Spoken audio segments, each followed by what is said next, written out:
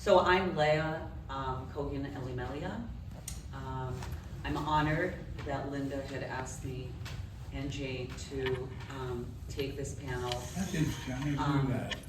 And I'm just honored to be on this panel with Ron and Jane. And so here we are, and it's really a pleasure meeting all of you. It's my first time here in Easton. I really am very charmed by this town, so I am happy that I came. So a little bit about Pink Tree Press, for those who are not familiar.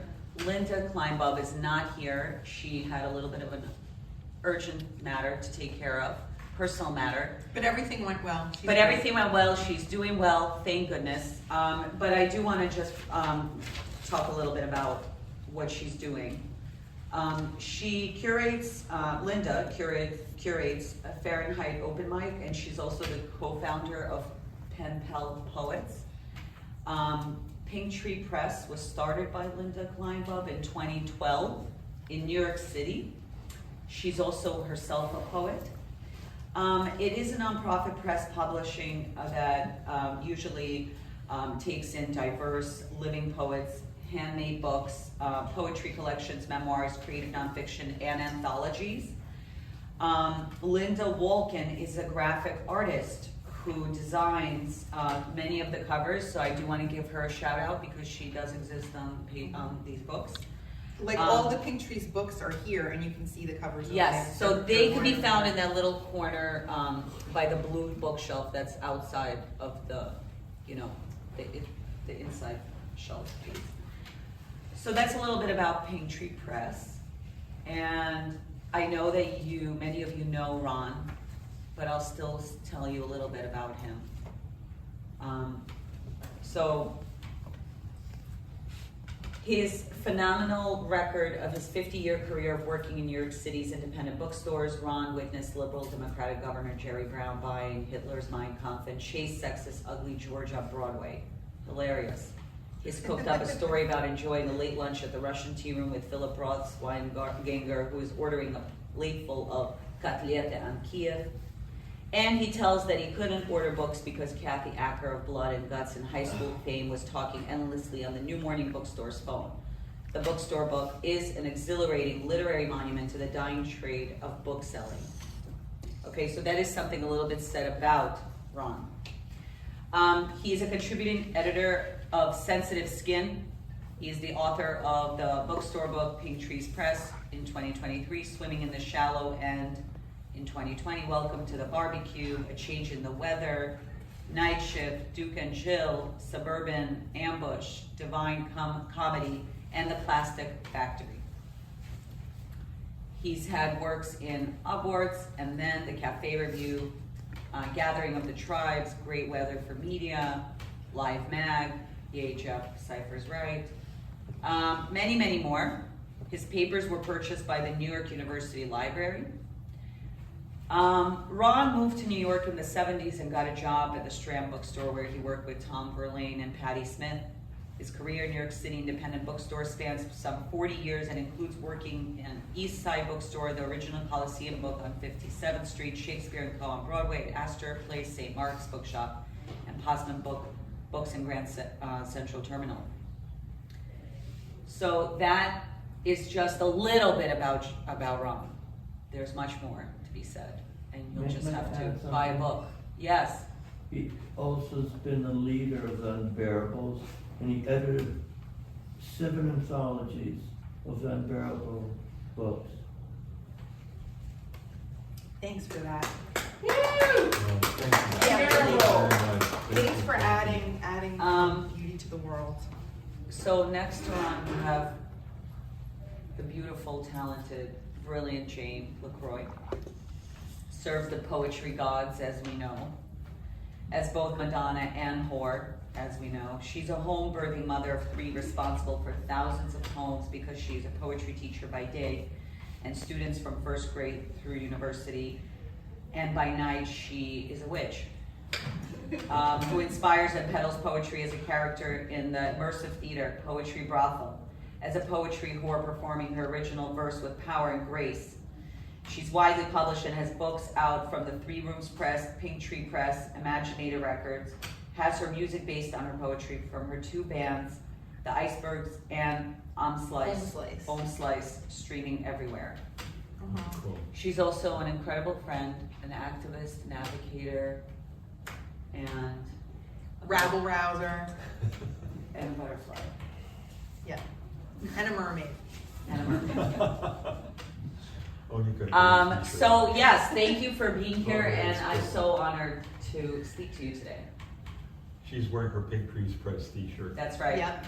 Represent. Represent. So cool. Thanks, Linda Kleinbub. Everything, because she's so awesome. She really is amazing. So I know that Linda has asked you to read some of her faves. So I'll just go right to Ron to just ease us into this morning glory. We have like a memoir focus.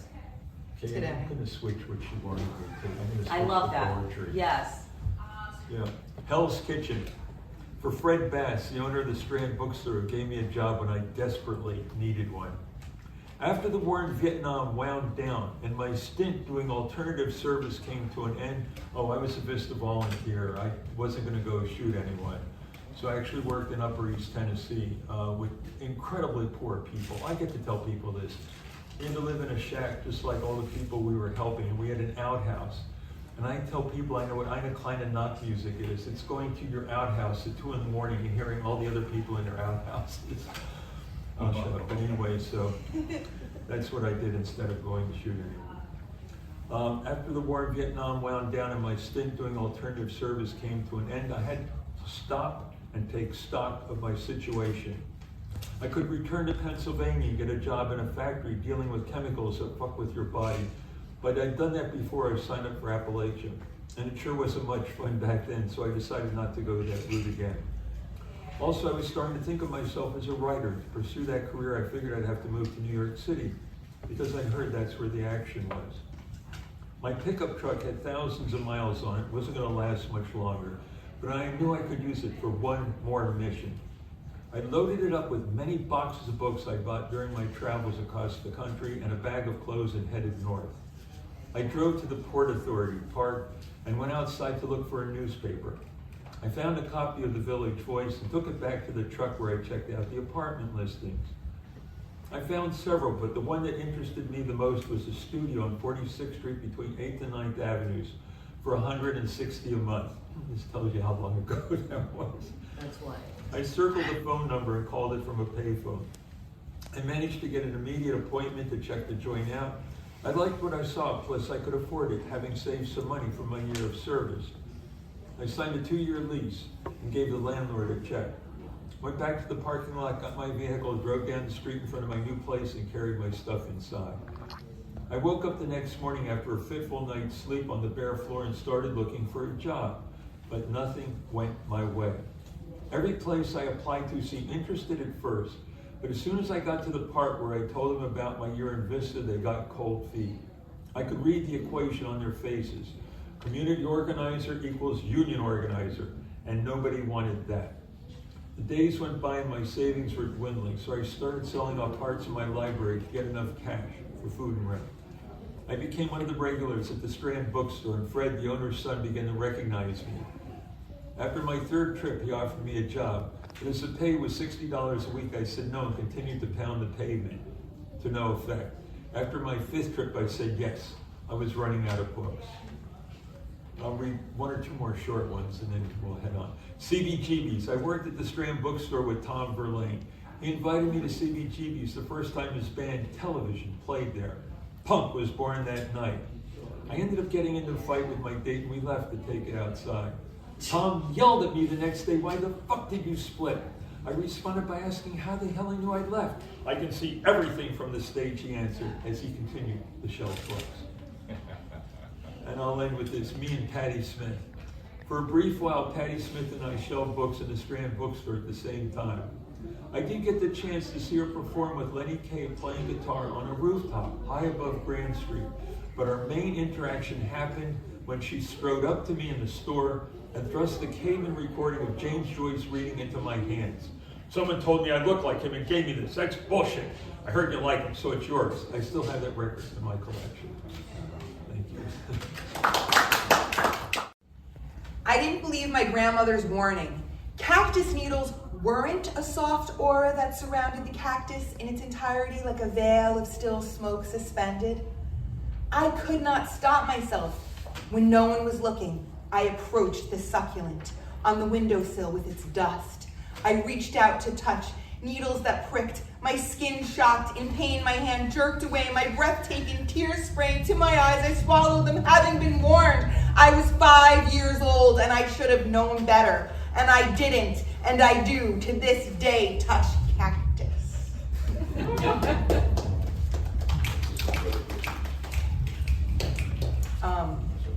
And she wanted me to read, Wonderful. My brother found the carcass under the pantry. We studied the dead, crouched on haunches, ears like paper flattened to the skull, wrinkles petrified on the stretched taupe skin, hair gone, the sunken eyes slit, frozen grimace, sharp white teeth bared. The largest carcass we had ever discovered, mummified, mysterious, unrecognizable, whole, more exciting than the owl pellets or fish. Spring reveals the earth's dark face, peering from packed melting snow. Life so dirty, rich, the crawly things shiny, the carcass matte, surprisingly weightless as we lifted it into the large orange Tupperware tub. Chihuahua, cat, raccoon, skunk, the most delicate treasure. We carried it carefully on our laps on bus 5 to school down Kings Highway. Bumps in the road memorized, we didn't let it bounce. The plastic sarcophagus proudly presented to the teacher. She didn't know what it was either. The kids all screwed up their faces and said, "Ew!" No one seemed to understand. We had discovered death and would keep it. We took it home and loved it for years, looking under the lid to marvel often the silence of it, the fixed expression. The discovery was important. We used it to honor the questions we let go unanswered. Even after death, the body is capable of birth, delivering wonder through the material of time. Wow. Thanks. Ron, do you have anything to say about this question? Well, How it differs from the way we see creative process now, perhaps? I and in the actually past? have sort of some philosophical points that are behind what I write to some degree. When I used to go to poetry readings, I would apologize to all the women in the room for what men have done to them since the beginning of time. And I have written poems recently about penis extensions. I have a bow and arrow that gives me a big penis. I've got a rifle that gives me a bigger penis. I've got a cannon that gives me a huge. So I try also to maybe go around the corner a little bit and try to make things a little better politically. Mhm. Hidden treasures. You've got hidden treasures. And so do you want to, you I have do two a questions? question. Yeah, Yeah, and it goes Tom. back to you guys talking about memory and writing, and perhaps even encountering yourselves when you're writing. So Samuel Beckett wrote a play called Crash Last Tape. I don't know if you're Yeah. familiar with it or not. And it's a fascinating. Just perform. They I know just it's had to just perform. The first time I saw it was like 50 years ago. So, and I haven't seen it or read it since. So I'm going on my own memory. But it's an interesting phenomenon that you mentioned when you talk about writing and then reading something you wrote a while ago. Now, Ron is not young. You guys are fairly young. And so, do you ever pick up something you wrote 30 years ago, 40 years ago, 10, 15 years ago, and read it and go, I know that person, but I'm not that person anymore? I mean, how do you feel when you encounter yourself? That's what's happening when you do that. You're encountering a different self. How do you feel about that? I mean, when you run into it, does it inspire you? Does it scare you? Gosh, well, I always was a writer. I kept a journal from when I was 6 years old, and I always just wrote every day. And those journals, when I read my journals from when I'm 8 years old, I am shocked by I am exactly the same. Exactly. I cannot believe when I read these things. It's like, it almost makes me believe in a soul. You know what I mean? Like, I can almost imagine we have souls or something. Because it's this like, we do have souls. We do. I think so. You know, it's whatever. The verdict is out. The imagination is so, like, you know, this is enough for me. It doesn't have to have some, you know, who knows? Anything's possible. But, You're gosh, Jewish, you have a I Shema. am, like, I'll change my ideas, thoughts, just like how we learn from history. I grow up thinking one thing, and then you learn more, and then you change your mind. So there's definitely, you know, I have compassion for thinking Columbus was a hero when I was in 3rd grade, and then I learned more. So it's like, you know, you get more information and you're like, oh wow, he was evil. And so, but you understand that in your own personal history in terms of information. So I've changed a lot about what I think about things politically and everything, and science, because you get more information and it changes Your perspective. Yes, it changes it. And it changes, like, yeah, the truth, your emotional relationship to the facts.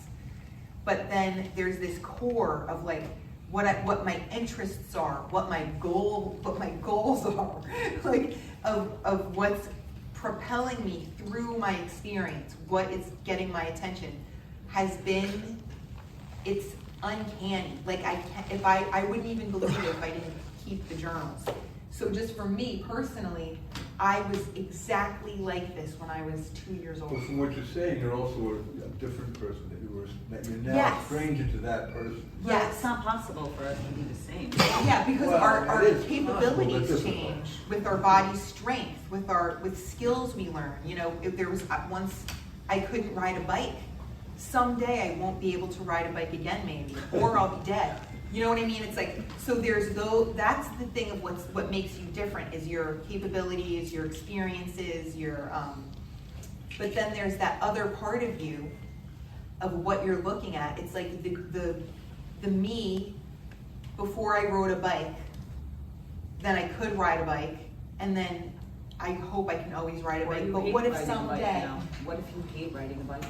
What if what if I have an accident and now I have like trauma from it and I don't want to ride bikes anymore? That's a me that, you know, yeah, I mean, that'll be, but I'm still going to be someone that's like moving through the world, you know. Ron, do you want to answer? I think we have only a few minutes left, but is it possible for them to maybe read a little bit more?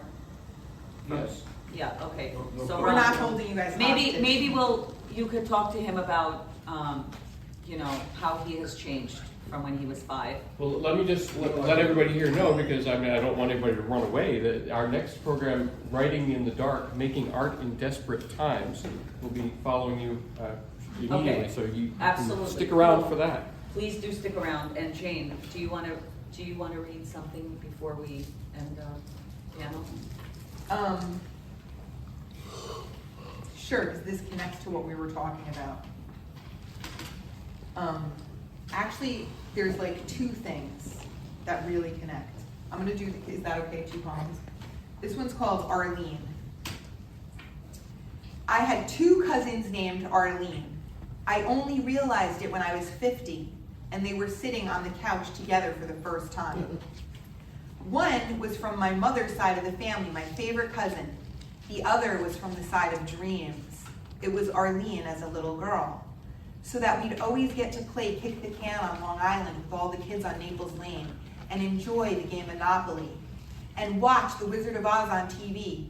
No matter how I see that movie, it's me watching with her as children on our bellies in my grandma's rec room, our chins propped up on our hands, the Berber carpet, wood paneling on the walls. That room is long gone, but I still occupy it.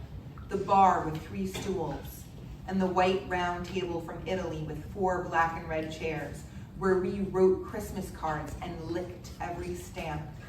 I can still taste the glue and hear the phone ring a real mechanical bell shaking inside to make the sound.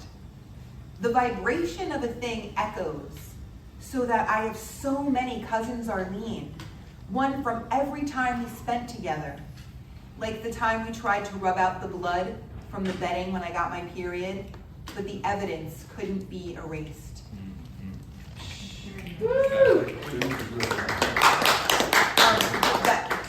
The Tell Lies one, and this is the last one. But that was it was one, I had one cousin named Arlene, but like, There was so many. oh yeah. Yeah, okay, Ron, you wanna read yours, and then she'll read hers, and then you'll read yours. I'm just being, it's all about equality. Subway story in the time of COVID-19. I had to travel into Manhattan to cash my unemployment check, so I sat in the front car wearing a mask, doing my best to avoid the other passengers. After leaving the bank, I walked back to Union Square Station and found a place on the platform where there weren't too many people standing around waiting. Time goes by, and no train appears. There's a sudden movement as a woman, maybe late 50s, tosses her bag and her mask onto the tracks and clumsily climbs down and joins me. Hey, what's up? I shout through my mask.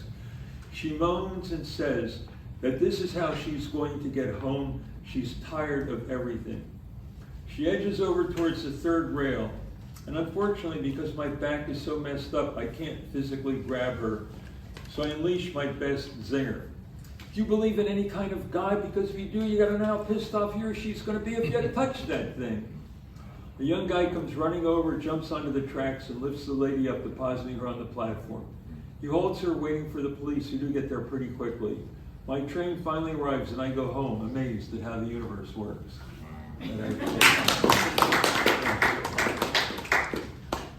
It's funny that you always say afterwards that this actually happened. Well, It's like you need this confirmation. Is it for Like, you us? can't even Is believe it it. for us or for you? I know. Well, I mean, the universe is doing these things all the time, raining down life and death and all the rest of that. So the fact that we see bits and parts of it and try and get it down, I just want to make sure one realizes that I'm not making it up, because Yes. it's probably a lot of people do make stuff up in there. Well, that's the question of fiction and nonfiction, but that's for another panel. Is it for us or for you is rather a penetrating question. Yeah. Yeah, Ron has always been so, and for us. All right, so here's the last one, and this one isn't really memoir, it's like thinking about that thing about truth and lies. Tell lies. Tell lies. Lie, lie, lie, lie, lie. They say lies destroy the world, but lies make the world. There are so many lies, they are actually holding the truth together. Without lies, no one would understand the truth. Just lie to protect the people you love from pain. Just lie to protect yourself. It's so easy to disappoint people. Just tell them what they want to hear. Lies. Tell yourself lies to hold your narrative together. Otherwise, you'll lose hope and hate yourself. Your promises are lies because no one knows the future. Promises address the mess of your conflicting aspirations to comfort yourself and those you care for. Your explanations are lies, constructed to justify your insatiable hunger, your insurmountable desire dealt at birth for no reason, no meaning, but for what you make up. Fact is, religion is a lie. History is a lie. Reality is a lie. They are agreements on elaborate fictions that create a map for an infinity that cannot be mapped, except for the map itself is the existence. No one wants the truth. If they say they want the truth, they are lying. Go ahead, tell them the truth, and they will call you a liar.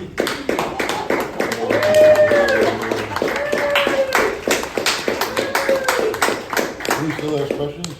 No, well, Ron's gonna read the last poem, gotta turn it- and we then have we're gonna another- turn it I've got over a to real the tiny next one. panel. It'll go real fast. It takes a pandemic to end a 50-year career of working in New York City's independent bookstores, which included the Strand, Eastside Books, New Morning, Coliseum Books, St. Mark's Bookshop, and Postman Books, which closed on March 16th due to the virus. The last book I sold there was Camus' The Play. No! That's a true story. Oh my God! It's a young British That intellectual. It was a young British Oh my God, intellectual. Ron, that is It's insane. a true story. It was a young British Wow. intellectual kid, and I Oh my talked with him a Could you little bit. introduce yourselves again? Well, this is Ron Kolm and Jane LeCroy. We're both poets. on Pink Trees Press. Our books are for sale with us, and right over there, all the Pink Trees books are. And I'm Leah Elimeliah. I'm a poet and a writer. And we're all parents. a curator, and I teach at City College in John Jay, and I also host a reading series for the past 8 years downtown in the city of Manhattan called Wordshed NYC. So please, if you ever are in town and you want to perform, it's not only It's a for great writers, it's reading also for series. musicians and performers Yeah. of all sorts. I don't have a space for visual art, but everything else What's it called again? Sorry? Wordshed. Worship. Yeah, it's on NYC. Instagram. One other quick thing. My two sons are in a punk band that play really loud music. I've got still They're earplugs great. in my bag. Yeah, they play almost once a week. The next one is going to be about 2 weeks off. They're called Arclight, which I wish they wouldn't have called themselves because that was the name for Kissinger's illegal bombing of Cambodia. Well, if they're really loud, you know. Sorry. Like, if they're really loud, it's like They're really loud. It's They're on Instagram. Oh, It's yeah. Arclight NYC, ARKLIGHT NYC, but they're an excellent band. Yeah. I love them. You can see us tonight at Shalom's Gallery, If Museum. Where we're gonna read poetry. So. We'll be reading more poetry. You can come talk to us, and we're gonna have fun. And Shalom's art is phenomenal. Amazing. It's really I Shalom's went art there is last called night and I'm blown fusionism. away. I'm really blown His away. work Me is too. phenomenal. He's a good person. Really there are inspiring. other I'm art- inspired. Other artists displayed there. Yes, there are other There are artists. many artists. There are many Yeah, artists. and it's Every- But they're all under the Inspiring. rubric of fusionism. Every piece. Yeah. Oh, my son has two drawings. Yeah, I know that. I saw you showing them to Mr. Anthony Hayden Guest last night. Thank you all for being here. Thank you. And I have if anyone has a CD player, I have a free CD for you from one of my bands because no one has them anymore. And there's And it comes books. with a book of poetry. Please gonna support do our that. poets and the bookstoore. Jay, We have did you read the Italian Jane's Center book and the other- Ron's did Yes, book I you- did. over I was there on the there. shelf. Oh yeah.